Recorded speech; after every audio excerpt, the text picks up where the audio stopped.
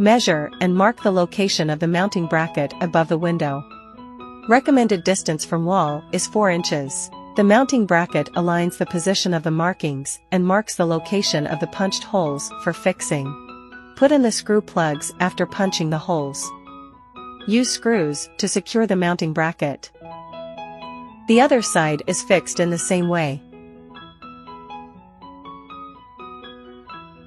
Tip: mounting brackets need to be on the same parallel line. Outside window and wall installation. 4 inches up the window frame.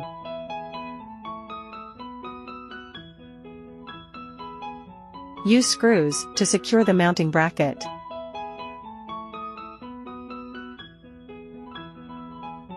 Push the valance slot forward against the mounting bracket.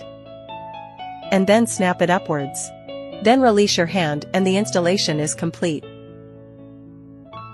If blinds need to be removed, you need to push the valance in harder. Then tilt it down and pull it down. Then you can remove the blinds.